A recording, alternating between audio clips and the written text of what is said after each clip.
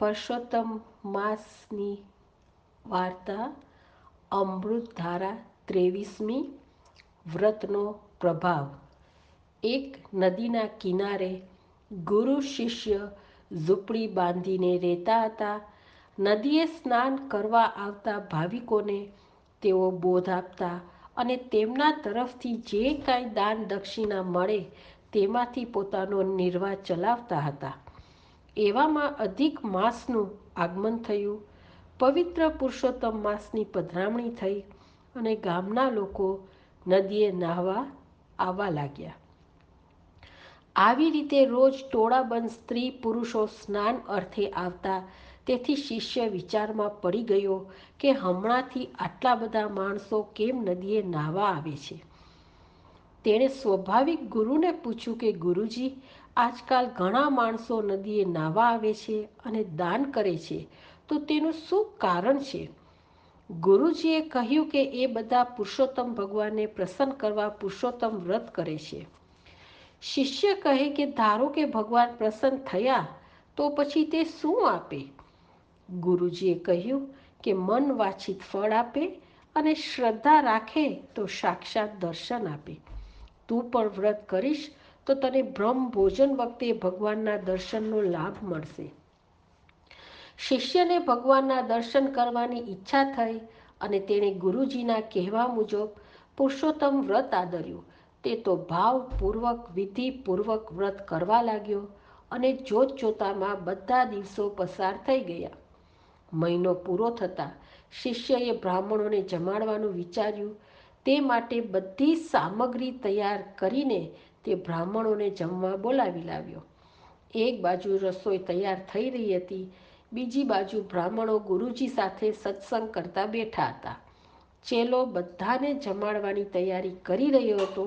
ત્યાં તો એક ભિખારી ભૂખની મોટી રાડો નાખતો ત્યાં આવીને કહેવા લાગ્યો કે મને બહુ ભૂખ લાગી છે, ઝટ ખાવા આપો, મને ખાવાનું આપો.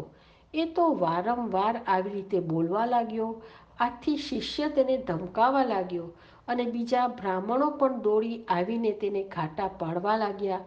પણ ભિખારી જાણે કોઈનું ન સાંભળતો હોય તેમ હઠ કરીને ઊભો હતો. સૌનું ધ્યાન તેના તરફ હતું. આ તો પુરુષોત્તમ ભગવાન સ્વયં ભિખારીનું રૂપ લઈને ધરીને ચેલાને દર્શન આપવા આવ્યા હતા. પણ ભગવાનની માયાને કોણ જાણી શકે? ચેલાએ તો ક્રોધના આવેશમાં ભિખારીને ખૂબ જ માર્યો. બ્રાહ્મણોએ પણ ગળદા પાટું માર્યા અને તેને ધક્કા મારીને હાંકી કાઢ્યો. ભગવાન દૂર જઈ અંતર ધ્યાન થઈ ગયા. પછી તો બ્રાહ્મણો જમવા બેસી ગયા અને જમીને દક્ષિણા લઈ ચાલતા થયા. ચેલો વિચારી રહ્યો હતો કે ભગવાન દર્શન આપે પછી જમી લઉં. તેમ વિચારી તે ભગવાનની રાહ જોતો બેસી રહ્યો.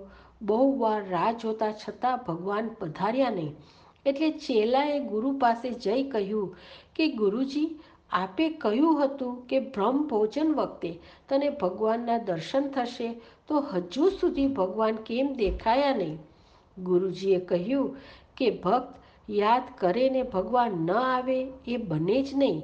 ચેલો કહે, ગુરુજી, હું ક્યારનો ધ્યાન રાખી રહ્યો છું. માત્ર એક ભિખારી સિવાય અહીંયા કોઈ આવ્યું નથી. તેને મારીને મેં કાઢી મૂક્યો હતો. ત્રિકાળ જ્ઞાની ગુરુના મનમાં થયું, જરૂર ભિખારીના રૂપમાં ભગવાન જ માર ખાઈને ગયા છે, માટે ખાતરી કરી જોઉં. એમ વિચારી ગુરુજીએ સમાધિ ચઢાવી અને ધ્યાન ધરીને જોયું તો પુરુષોત્તમ ભગવાન ભિક્ષુકના રૂપમાં માર ખાઈને ચાલ્યા ગયેલા દેખાયા. ગુરુ બોલ્યા કે ચેલા, ભગવાન તને દર્શન દેવા આવ્યા હતા, પણ તે દર્શન કર્યા નહીં અને તેમને માર માર્યો. ચેલો કહે, ગુરુજી, ભગવાનને કોઈ મારતું હશે? અરે ભગવાનની પૂજા માટે તો મેં બધી સામગ્રી તૈયાર રાખી છે.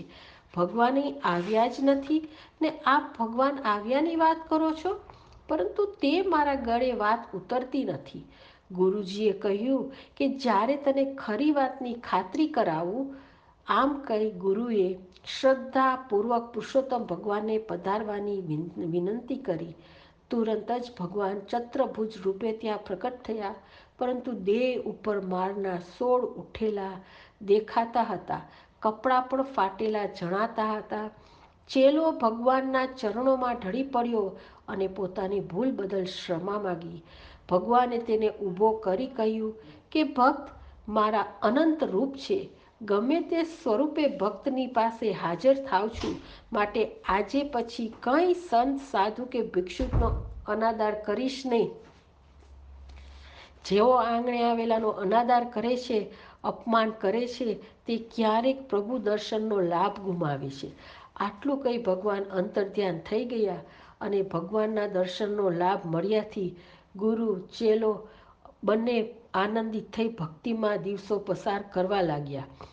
મન વાંછિત ફળ મળે, સાક્ષાત દર્શન થાય, પુરુષોત્તમ આરાધતા ભવસાગર પાર તરાય. પવિત્ર પુરુષોત્તમ માસના વ્રતનો પ્રભાવ એવો છે કે ભાવિક જે ઈચ્છે તે તેને મળી શકે છે અને તેનું કલ્યાણ થાય છે. હે પુરુષોત્તમ ભગવાન, આ વ્રત કરનાર, વાર્તા કરનાર, વાર્તા સાંભળનાર સર્વોને ફળજો. પુરુષોત્તમ ભગવાનની જય હો.